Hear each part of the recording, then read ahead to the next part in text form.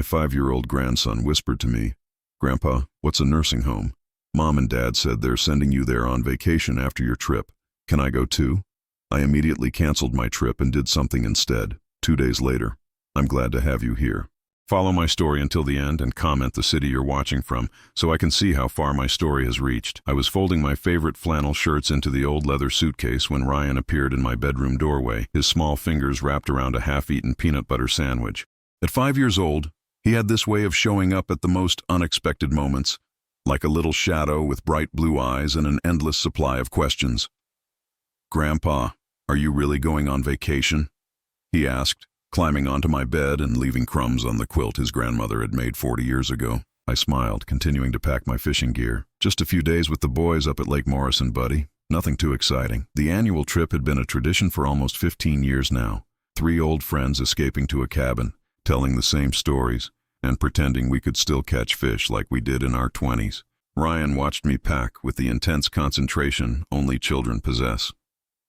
"Mom says you're going on 2 vacations," he said casually, swinging his legs over the edge of the bed. Something in his tone made me pause. I set down the tackle box and turned to face him. "2 vacations?" "Uh-huh." He took another bite of his sandwich, completely unaware of the chill that had just run down my spine. "She said after your fishing trip, you're going on another vacation to a special place just for grandpas and grandmas." My hand stopped moving entirely. The room seemed to grow smaller, the afternoon light filtering through the curtains suddenly feeling harsh against my skin. "What kind of special place, Ryan?" "I don't know what it's called." He shrugged, kicking his feet rhythmically against the bed frame. "But Mom showed me pictures on her computer. It has lots of old people and they have their own rooms and people who help them eat and take baths." The words hit me like a physical blow. My 62-year-old body suddenly felt ancient, fragile in a way it never had before. I sat down heavily on the edge of the bed, my mind racing to process what my grandson had just innocently revealed. Did Mom say when the second vacation would happen? I managed to keep my voice steady, though my heart was pounding against my ribs. "After you come back from fishing," Ryan said matter-of-factly. "She said I could visit you there sometimes, but not stay overnight because it's only for old people." He paused, studying my face with those perceptive blue eyes. "Grandpa, what's a nursing home? Is that the same thing as a vacation place for grandpas?" The room started spinning slightly. Nursing home. The words echoed in my head like a death sentence. My own son, Carl, the boy I'd raised alone after his mother died, the man I'd put through college and supported through his early career struggles, was planning to ship me off to a nursing home, and he was calling it a vacation to make himself feel better about it. It's a place where some older people go when they need extra help," I said slowly, my voice sounding foreign to my own ears. Ryan nodded seriously. "Mom said you might forget things sometimes and need people to remind you to take your medicine and stuff. But you don't forget things, Grandpa. You remember everything, like where we hid the treasure map last summer and what my favorite bedtime story is. Out of the mouths of babes. My 5-year-old grandson could see what my 38-year-old son apparently couldn't or chose not to see. I wasn't declining, wasn't forgetting things, wasn't becoming a burden. I was just inconvenient." "Ryan, honey," I said carefully, "can you do Grandpa a favor and not tell Mom and Dad that we talked about this? Let's keep it our secret for now." He grinned, delighted to be included in grown-up secrets. "Okay, Grandpa. Are you going to surprise them?" If only he knew. Something like that, buddy. After Ryan skipped off to find his mother, I sat alone in my bedroom, staring at the half-packed suitcase. The fishing trip suddenly felt like a cruel joke, a distraction, a way to get me out of the house so they could finalize their plans. How long had they been discussing this behind my back? How many conversations had I missed? How many meaningful looks had been exchanged over my head during family dinners? I walked to my dresser and picked up the framed photo sitting there. Carl's graduation from law school, his arm around my shoulders, both of us grinning at the camera. I'd been so proud that day, so sure I'd raised a good man. Now I wondered if I'd raised a stranger. The phone rang, jarring me from my thoughts. Carl's name appeared on the caller ID. "Hey, Dad, just checking in about your trip tomorrow. You all packed and ready?" His voice sounded normal, cheerful even, no hint of guilt or deception. "Almost," I said, testing him. You know, I've been thinking maybe I should cancel. Not feeling quite up to it. Oh no, Dad, you can't cancel now. The guys are counting on you, and you've been looking forward to this for months. Besides, a little getaway will do you good. A little getaway. The irony wasn't lost on me. He needed me gone, needed me out of the way, while he and Linda made their final arrangements. You're probably right, I said. I'll see you when I get back. Absolutely. We'll be here when you get home. The lie came so easily to him when I got back. Would there even be a home to return to? Or would I find my belongings packed and a one-way ticket to wherever they'd decided I belonged? After hanging up, I made a decision that would change everything. I walked back to my suitcase, began unpacking my clothes, and reached for my phone. The fishing trip could wait. My old friends would understand. They'd probably done enough lying to their own families to recognize the signs. I had more important things to do than pretend everything was normal. I needed to find out exactly what my son was planning, and I needed to do it before I became another forgotten old man warehoused in a place I never chose. The war had begun, and Carl had no idea his father was about to become his most formidable opponent. The next morning, I called my fishing buddies and told them I'd come down with something. Tom's voice carried that knowing tone men our age develop after decades of reading between the lines. "Everything okay, Dave? You sound different. I just need to take care of some things at home," I said, watching through my kitchen window as Carl's silver sedan pulled into my driveway right on schedule. Every Tuesday and Friday, like clockwork, he'd stop by to check on me. "Well, you know where to find us if you need anything," Tom said. "And Dave, trust your gut. It's kept us all alive this long." Carl's key turned in my front door. When had I given him that key? I couldn't remember, which bothered me more than I cared to admit. Maybe that was part of their plan, to make me question my own memory. "Dad?" Carl's voice echoed through the house. "I brought you some groceries." I met him in the kitchen where he was unpacking bags with the efficiency of someone who'd done this before. Lots of soft foods, yogurt, applesauce, soup, nothing that required much chewing. When had my grocery list become a menu for someone with digestive issues? "You didn't need to do that," I said, watching him arrange items in my refrigerator with particular care. "I know you forget to eat properly when you're on your own," he said, without looking at me. "Linda thought you might need some easier options. Forget to eat." There it was again. The casual assumption that I was declining, becoming incapable of basic self-care. I'd been cooking for myself since his mother died 23 years ago, but apparently that was now beyond my abilities. "I eat just fine, Carl." He turned to me with that patient smile I was beginning to hate. "Of course you do, Dad. I just worry, you know. We all do." We all do. Who was we all? How many people were discussing my supposed deterioration behind my back? "I rescheduled your doctor's appointment, by the way," he continued, closing the refrigerator door with a soft thud. "Moved it to next Wednesday instead of Thursday. I thought it would be better to batch your appointments together." I stared at him. "I didn't ask you to reschedule anything." "I know, but Dr. Peterson's office called me since I'm listed as your emergency contact. They said you seemed confused about the dates when you called." Another lie, smooth as silk. I'd never called Dr. Peterson's office about any dates. I kept meticulous track of my appointments in the calendar by my phone, the same system I'd used for 40 years in business. But now Carl was managing my medical schedule, and apparently I was too confused to handle it myself. "Carl, I never called about any confusion with dates." He paused in his unpacking, and for just a moment I saw something flicker across his face. Annoyance, frustration that I was pushing back. "Maybe you forgot, Dad. It happens to all of us." But it didn't happen to me, not yet anyway, and the fact that he was so insistent that it did made my skin crawl. After Carl left, I sat in my living room and began to think, really think, for the first time in months. How many small changes had I attributed to my son's concern when they were actually something else entirely?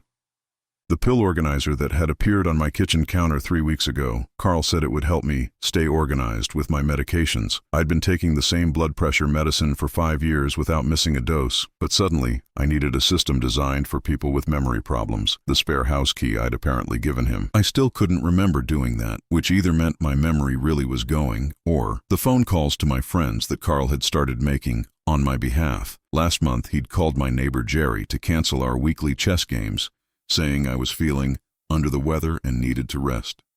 I'd spent that evening wondering why Jerry hadn't come by, only to learn later that Carl had spoken to him. The gradual disappearance of my car keys. They kept ending up in strange places.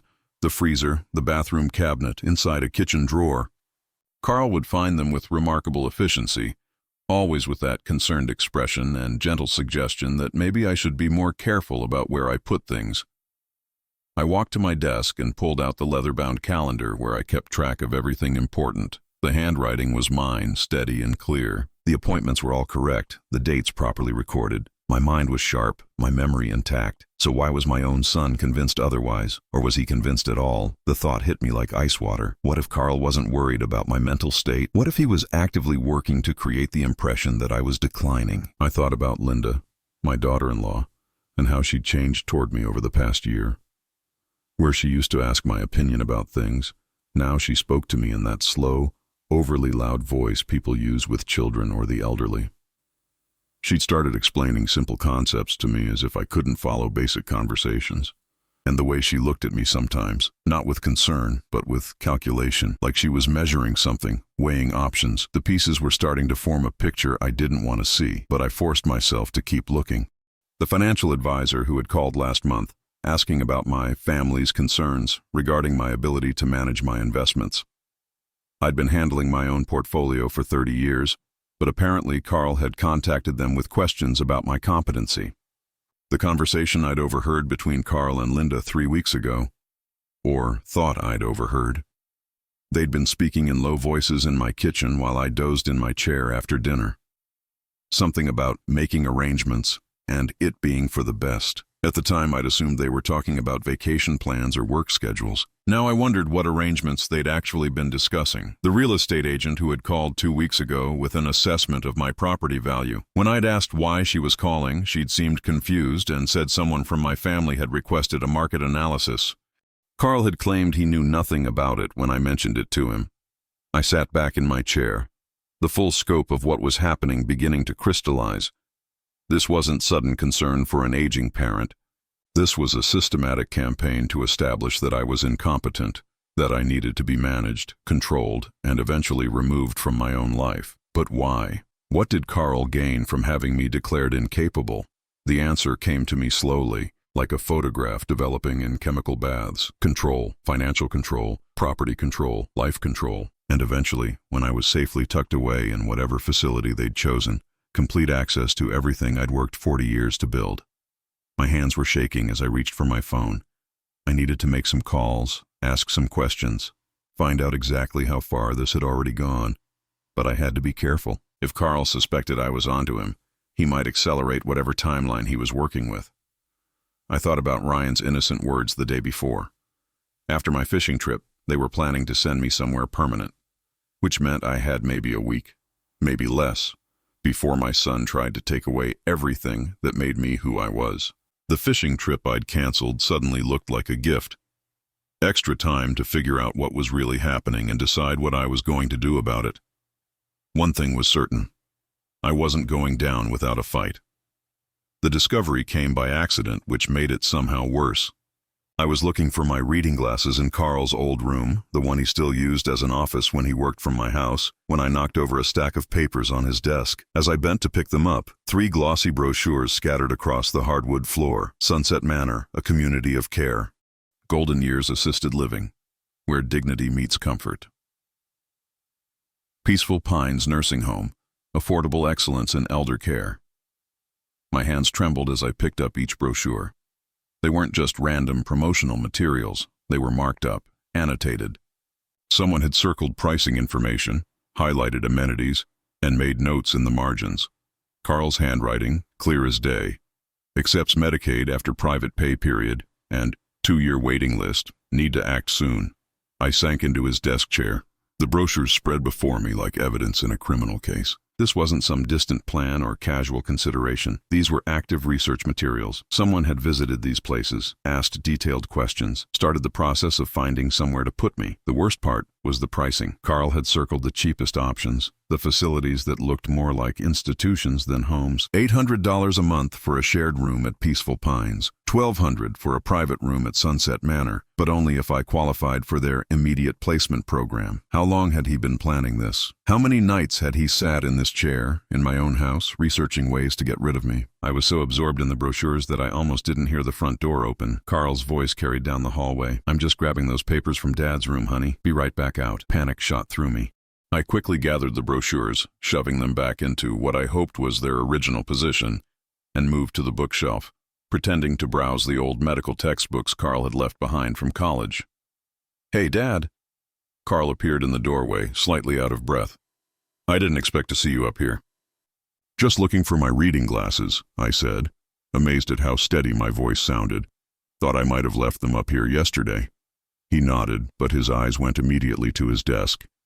Was he checking to see if anything had been disturbed? "Find them?" "No luck. They're probably downstairs somewhere." I headed toward the door, but Carl stepped slightly into my path. "Dad, while I have you here, I wanted to talk to you about something." My heart stopped. Did he know I'd seen the brochures? "What's that?" "Linda and I have been talking, and we're worried about you living alone in this big house. All these stairs, the maintenance, the isolation." His voice had that carefully modulated tone people use when they're delivering rehearsed speeches. "We think it might be time to consider some alternatives." There it was, the conversation I'd been dreading, happening exactly where I'd found the evidence of their plans. "What kind of alternatives?" "Well, there are some really nice communities for people your age. Places where you'd have companionship, activities, people to help with meals and medications." He gestured vaguely, as if these places were abstract concepts rather than the specific facilities he'd been researching. No pressure, of course. Just something to think about. "I don't need help with meals and medications, Carl."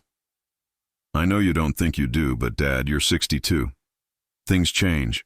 Your reflexes aren't what they used to be. Your memory has been a little spotty lately." "My memory is fine." "Is it?" He tilted his head with that patient expression that made me want to scream. "You forgot about your doctor's appointment. You've been misplacing your keys. Last week you couldn't remember where you put the insurance papers." Every example he cited was something that had happened after he'd started his increased visits to check on me. Coincidence? I was beginning to doubt it. "Those are normal things, Carl. Everyone misplaces keys sometimes." "Of course they are. But when you add them all up, along with living alone in a house this size, well, Linda and I just want what's best for you." Linda. Always Linda in these conversations, as if she were the concerned daughter-in-law pushing for my welfare. But I was starting to suspect Linda had her own motivations. What does Linda think is best for me? Carl's expression shifted slightly, and I caught a glimpse of something calculating behind his concern. "She thinks you'd be happier somewhere with more social interaction, somewhere you wouldn't have to worry about home maintenance and all the responsibilities of property ownership." Property ownership. There it was, buried in the gentle concern about my social life. My house, sitting on 2 acres of prime real estate 20 minutes from downtown, was worth at least $400,000. Maybe more in the current market. And what would happen to this house if I moved somewhere else? "Well, we'd handle all of that for you, Dad. Take care of the sale. Make sure you got a fair price. Use the proceeds to help pay for your care." The proceeds to help pay for my care. Not my proceeds to do with as I pleased, but money to be managed by him for expenses he deemed appropriate. I was beginning to understand the scope of what Carl was planning. "That's very thoughtful of you both," I said carefully. "But I'm not ready to make any major changes right now."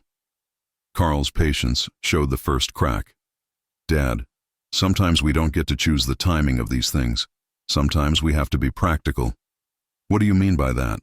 "I mean that if something happened to you, if you fell down these stairs or had a medical emergency or just continued to decline, we might not have the luxury of planning ahead. It's better to make these decisions while you're still able to participate in them." The threat was subtle but unmistakable. "Make the decision now, while you still can, or we'll make it for you later." I nodded, as if I understood his reasoning. "You're probably right. Let me think about it." Relief flooded his face. "That's all we ask, Dad. Just think about it." Maybe we could visit a few places together just to see what's available. After Carl left, I sat in my kitchen staring at the phone. Everything was falling into place now. The pattern of small, undermining incidents, the gradual erosion of my independence, the research into facilities. But there was still something I needed to confirm. I picked up the phone and dialed Dr. Peterson's office. Good afternoon. This is David Miller. I understand my son Carl called about rescheduling my appointment. The receptionist sounded confused. Let me check your file, Mr. Miller. I don't show any calls from family members about rescheduling. Your appointment is still set for Thursday at 2 p.m., same as always. My blood turned to ice. Are you sure? He said you'd called him because I seemed confused about the dates.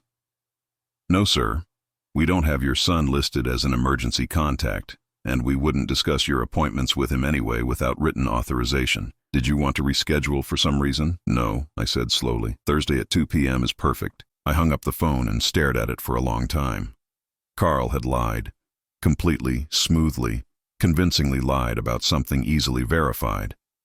Which meant he was probably lying about other things too.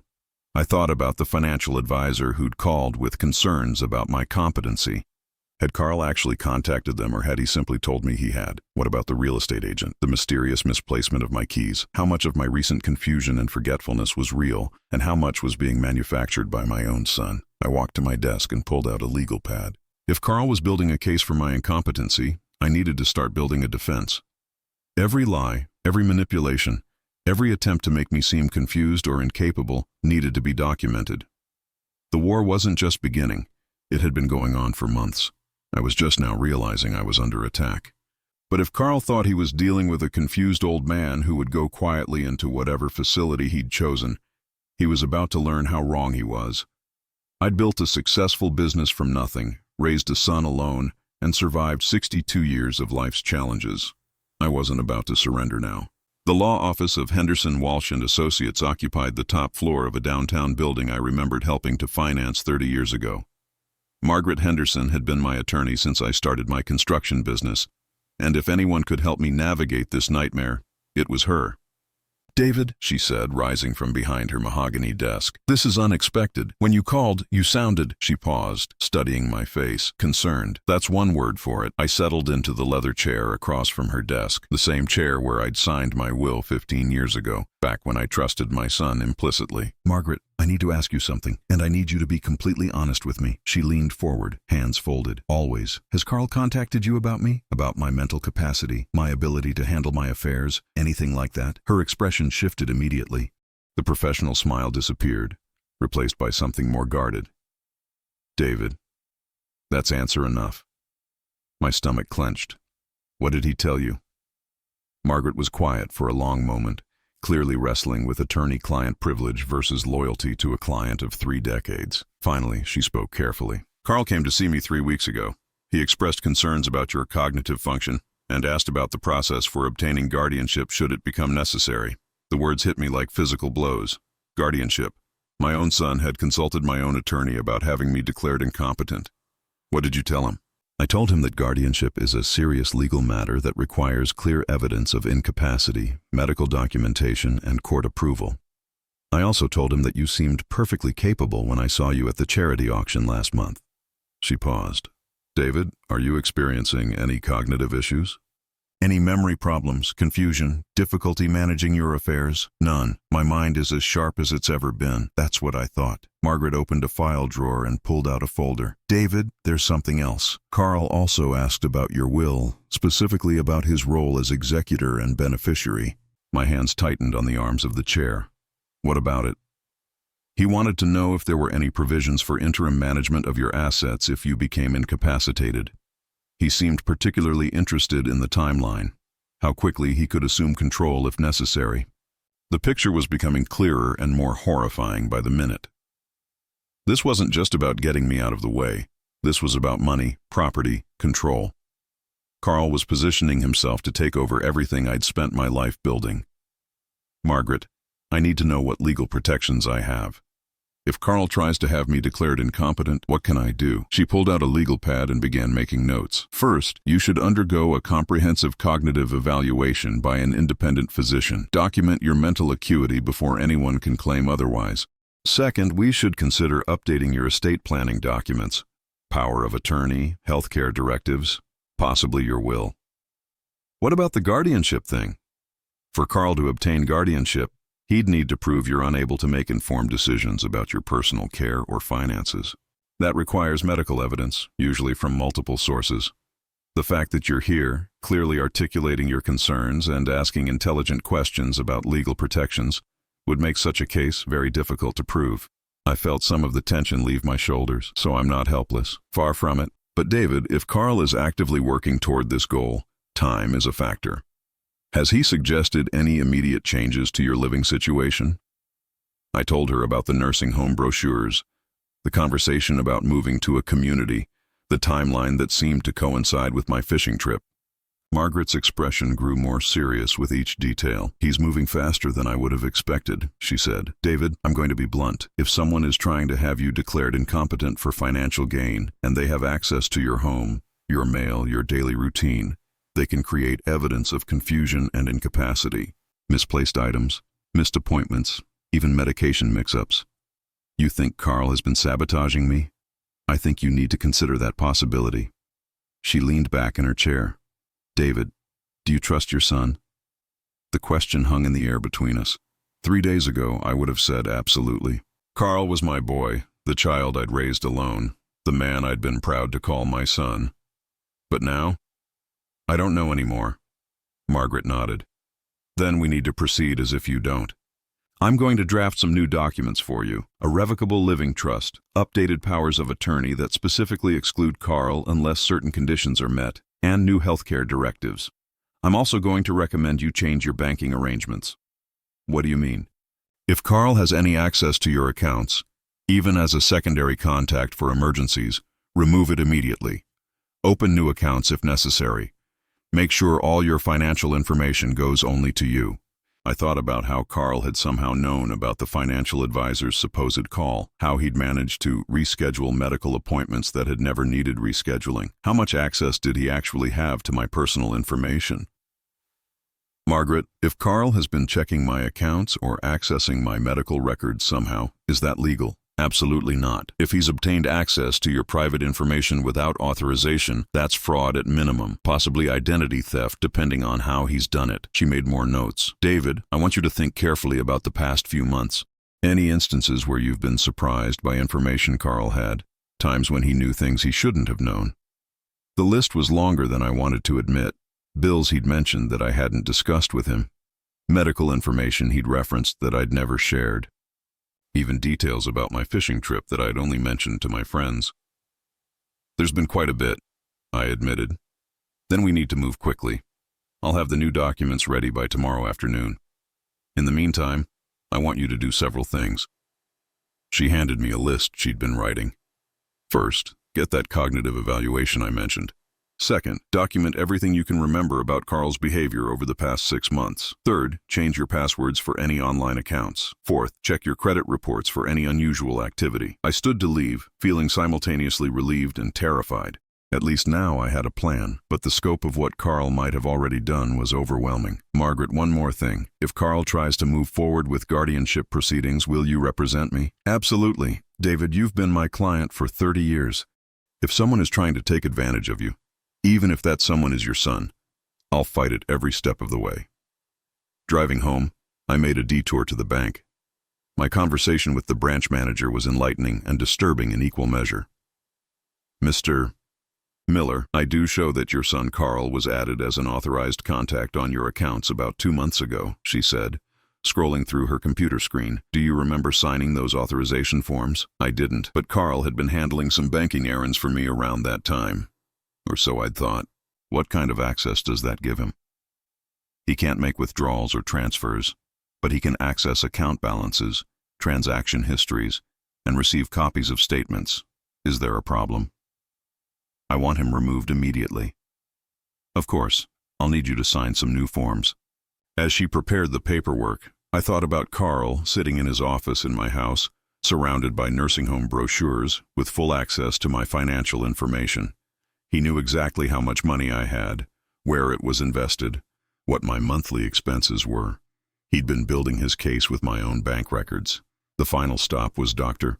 Peterson's office.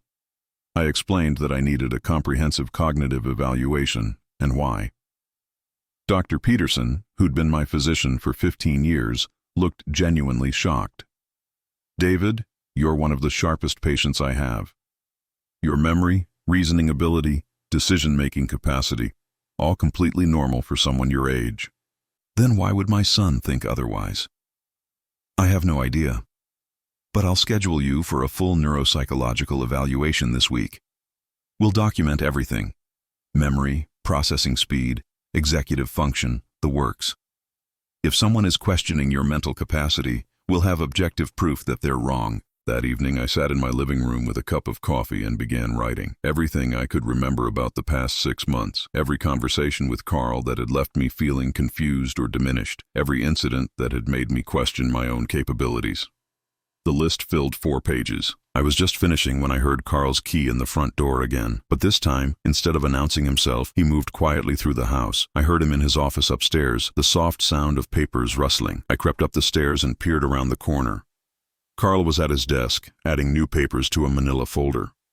On top of the stack, I could see the letterhead of Peaceful Pines Nursing Home. He wasn't just researching anymore. He was filing applications. My son was trying to have me committed, and he planned to do it soon. But now I was ready for him. I spent 2 days preparing for what I knew would be the most important conversation of my life. The cognitive evaluation results sat in a manila envelope on my kitchen table. Perfect scores across every metric, with Dr. Peterson's written assessment that I showed no signs of cognitive decline or incapacity. Margaret had delivered the new legal documents that morning, officially revoking Carl's access to anything involving my finances or healthcare decisions. Now came the hard part. "Carl," I said when he answered his phone, "I'd like to have a family meeting tonight. You, Linda, and me. There are some things we need to discuss." I could hear the satisfaction in his voice. He thought I was ready to surrender. "Of course, Dad. What time works for you?" 7 o'clock, here at the house. "Should I bring anything? Any particular topics you want to cover?" "Just yourselves," I said. "I'll handle the rest." They arrived promptly at 7, Carl carrying a leather briefcase that I suspected contained more nursing home paperwork. Linda wore the kind of sympathetic expression people practice in mirrors before difficult conversations. They settled onto my living room couch like a unified front, ready to deliver whatever speech they'd rehearsed. "Dad," Carl began, "Linda and I are so glad you're ready to talk about this. We know it's not easy, but before we start," I interrupted, "I have something for you both." I handed Carl a thick envelope. He opened it with the confidence of someone expecting good news, but his expression changed as he read the first page. "What is this?" "Cognitive evaluation results from Dr. Peterson. Neuropsychological testing, memory assessments, executive function analysis. Perfect scores across the board."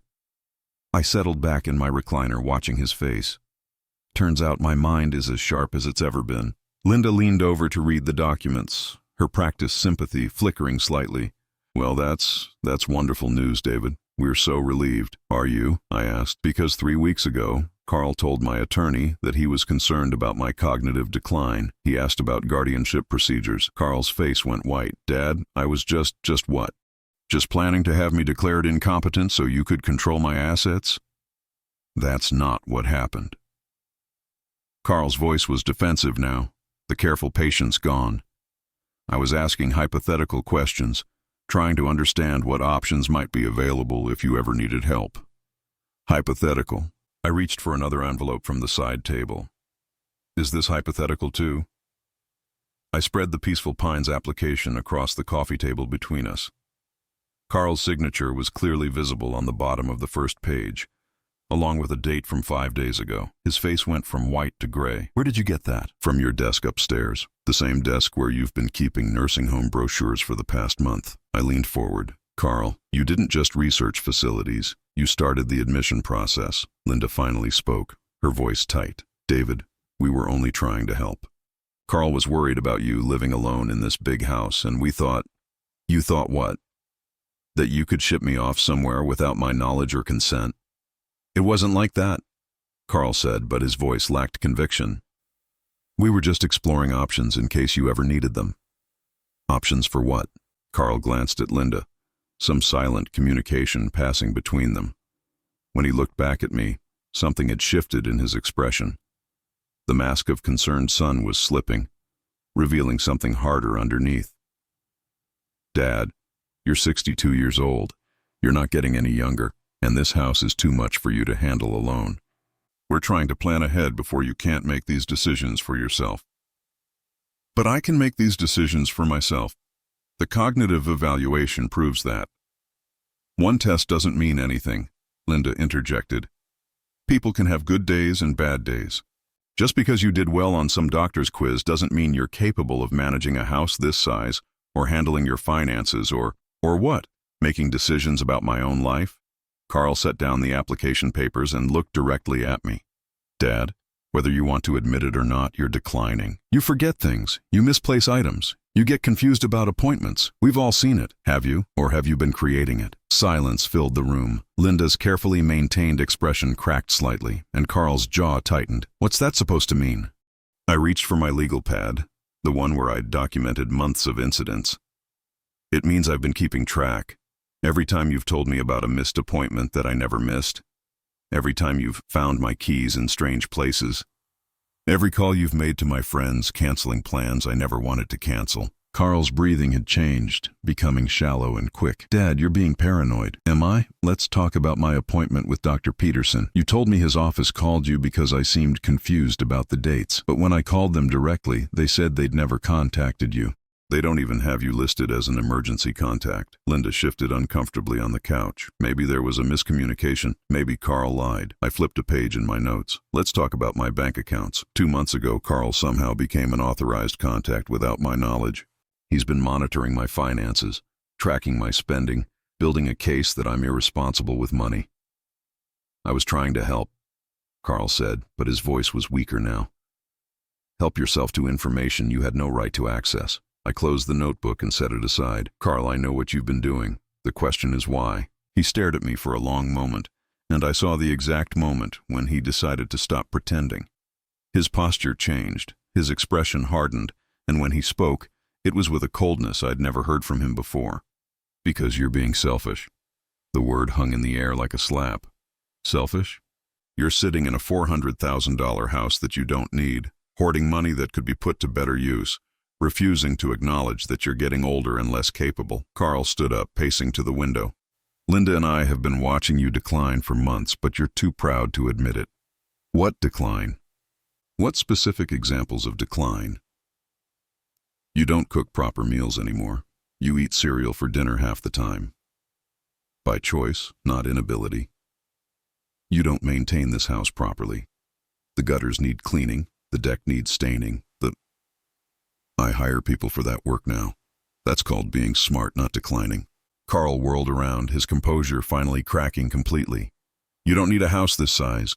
You don't need all this space, all this responsibility. Ryan could have his own room here. Linda could have her art studio. We could... There it was. The truth, finally out in the open. You want my house? Linda spoke for the first time in several minutes, her voice bitter. We've been living in that cramped townhouse for 8 years, David. 8 years of listening to neighbors through thin walls, of having no space for anything. Meanwhile, you rattle around in this place like some kind of ghost.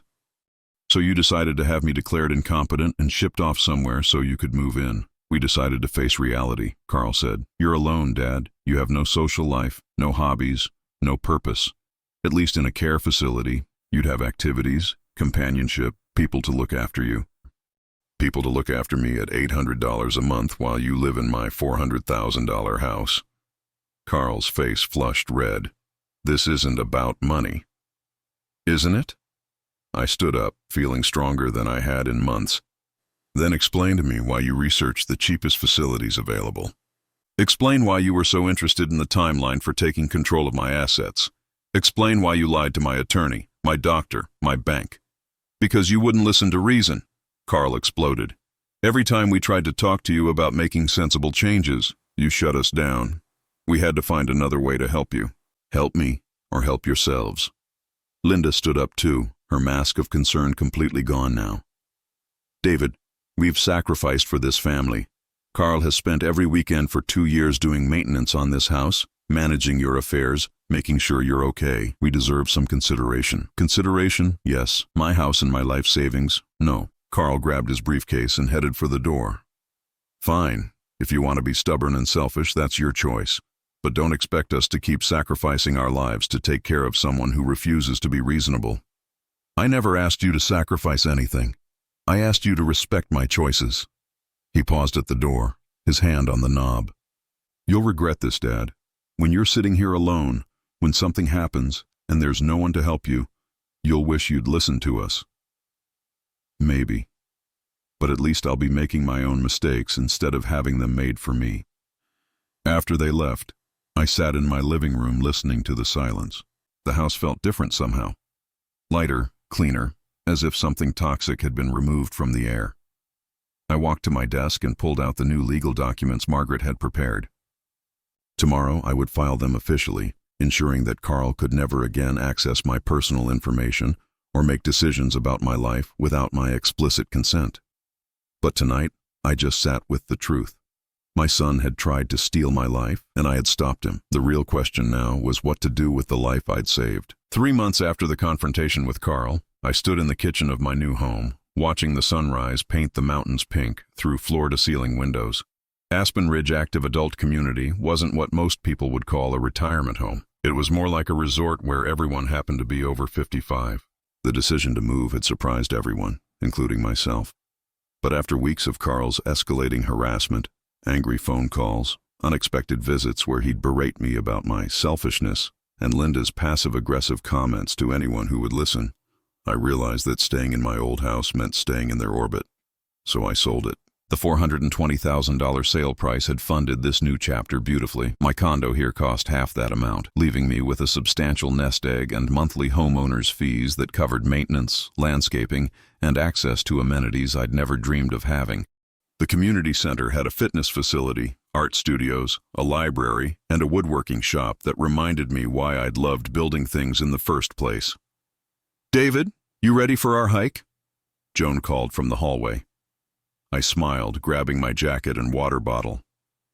Joan Martinez had been my neighbor for exactly 6 weeks, and in that time she'd become something I hadn't expected to find at 62, a genuine companion.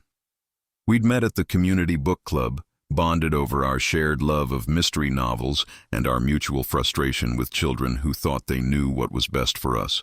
Joan's story was different from mine, but familiar in its broad strokes. Her daughter lived in California and called once a month with suggestions about how Joan should be living her life. The suggestions always involved selling her possessions, moving closer to family, and generally becoming smaller and less inconvenient. "I spent 40 years being a wife and mother," Joan had told me over coffee last week. "I loved every minute of it, but now I want to be myself for a while. Is that selfish?" It wasn't selfish. It was human. We drove to the trailhead in Joan's SUV, chatting about the book club's latest selection and the community's upcoming talent show. The conversation was easy, comfortable in a way my interactions with Carl hadn't been for years. "Can I ask you something personal?" Joan said as we started up the trail. "Shoot. Do you miss him, your son?" I considered the question while we climbed over a fallen log. I miss who I thought he was. The Carl I raised, the one who used to call just to check in without an agenda. But that person either never existed or he changed into someone I don't recognize. My daughter keeps telling me I'm being stubborn by staying in Colorado instead of moving to San Diego to be closer to her grandchildren, Joan said. She says I'm prioritizing my independence over family relationships. Are you? Maybe. But shouldn't family relationships include respecting each other's choices? We hiked in comfortable silence for a while, the mountain air filling my lungs with something that felt like possibility. At 62, I was in better shape than I'd been in 20 years. The daily walks around the community, the access to the fitness center, and the general lack of stress had done wonders for my blood pressure and energy levels. "There's something I haven't told you," I said as we reached a scenic overlook. Joan raised an eyebrow. "Oh?" "I have a grandson, Ryan. He's 5, and I haven't seen him since the fight with Carl. That must be hard." "It is, but I've been working with my attorney to establish legal visitation rights. Turns out grandparents have more options than I realized, especially when there's documented evidence of the parents trying to isolate the child from a loving grandparent for vindictive reasons." Joan sat down on a boulder and patted the space beside her. "Tell me about him." So I did. I told her about Ryan's curiosity, his innocent questions, the way he'd light up when I taught him about tools or helped him build things with blocks. I told her about the fishing trip we'd planned before everything fell apart, and how I'd promised to teach him to tie knots and identify bird calls. "He sounds wonderful," Joan said. "He is. And he deserves better than being used as a weapon between adults." "What does your attorney think about the visitation case?" "She's optimistic, especially since Carl's behavior after our confrontation has been less than stellar." That was an understatement. Carl had spent the weeks following our family meeting alternating between angry demands that I see reason and attempts to turn other family members against me. He'd called my sister in Phoenix, painting me as a stubborn old man who was refusing reasonable help from loving children. He'd contacted my neighbors, expressing concern about my mental state and my rash decision to move away from family support. The strategy had backfired spectacularly when several people started asking questions about Carl's behavior. My sister, who remembered Carl as a somewhat selfish child who'd grown into a demanding adult, had called me directly to get my side of the story. After hearing about the attempted guardianship and the nursing home research, she'd offered to testify on my behalf if needed. The neighbors, meanwhile, had been puzzled by Carl's claims of my mental decline, since they'd seen me regularly maintaining my property, hosting coherent conversations, and generally appearing to be a competent adult right up until the day I moved. "The beautiful thing about the truth," Margaret had told me, "is that it's consistent. Lies require constant maintenance." Carl's lies were indeed requiring maintenance, and he wasn't managing it well. My phone buzzed with a text message. Margaret's name appeared on the screen. "Judge approved supervised visitation. First visit scheduled for Saturday. Congratulations." I showed the message to Joan, whose face lit up. "David, that's wonderful. You must be thrilled." I was thrilled, but also nervous. It had been 3 months since I'd seen Ryan. Would he remember me? Would Carl have poisoned him against me somehow? "What will you do with him for the visit?" "There's a children's museum downtown, interactive exhibits, hands-on activities, and there's a park next door where we can feed the ducks." I paused, thinking about 5-year-old attention spans. "I just want him to know I didn't disappear by choice." Saturday morning arrived crisp and clear. The supervised visitation center was a cheerful place designed to feel more like a community center than a legal facility. The supervisor, a kind woman named Mrs. Patterson, explained the rules briefly and then led me to a playroom where Ryan was waiting. He looked up when I walked in, and his face broke into the biggest smile I'd seen in months. "Grandpa, where did you go? Mom said you moved to a mountain." I knelt down and hugged him, feeling 3 months of tension melt away. "I did move to a mountain, buddy. I have a new house with big windows and hiking trails right outside my door. Can I see it sometime?" "I hope so. But today, how about we go to the Children's Museum? I heard they have a whole section where you can build things." Ryan's eyes widened. "Really? Can we build a birdhouse like you promised? They might not have wood and nails, but I bet we can figure out something even better." The museum was everything I'd hoped for. Ryan threw himself into every exhibit with the enthusiasm only children possess, and I found myself laughing more than I had in months. We built towers in the engineering section, conducted experiments in the science lab, and created art projects that were more enthusiasm than skill.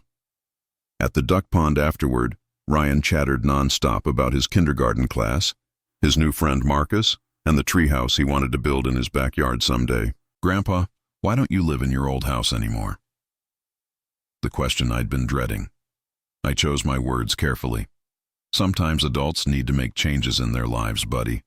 I decided I wanted to try living somewhere new, where I could go hiking and meet new friends. "Are you happy in your new house?" "Very happy. And you know what? There's a room there that would be perfect for a grandson to visit sometime." Ryan's face lit up. "Really? With bunk beds?" "We could talk about bunk beds." As our visit wound down, Ryan threw his arms around my neck. "I missed you, Grandpa. Will I see you again soon?" "I hope so, buddy. I missed you too." Driving back to Aspen Ridge that evening, I felt lighter than I had in years. The supervised visits would continue for a few months, but Margaret was confident we could transition to unsupervised time soon. Carl's behavior during the custody proceedings had not impressed the judge, particularly his attempts to deny Ryan access to a grandparent who posed no danger and had been a consistent presence in the child's life. The court recognizes that children benefit from stable relationships with extended family members, the judge had written in his decision. Mr. Carl Miller's attempts to sever this relationship appear to be motivated by personal animosity rather than concerns for the child's welfare.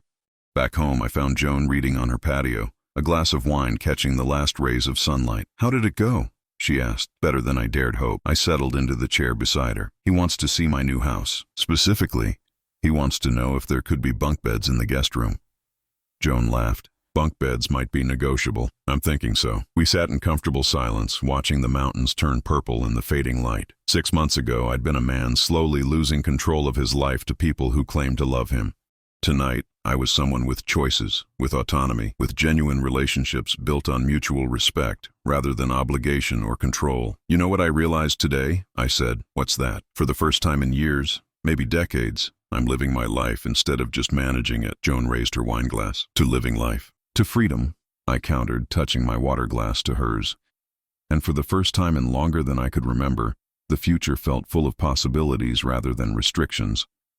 I was 62 years old, and instead of being shipped off to someone else's idea of appropriate care, I was building something new, something that was entirely, authentically mine. The mountains stretched out before us, vast and beautiful and full of trails I hadn't explored yet.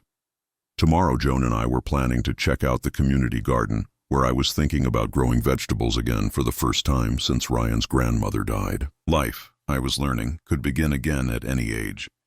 You just had to be brave enough to choose it.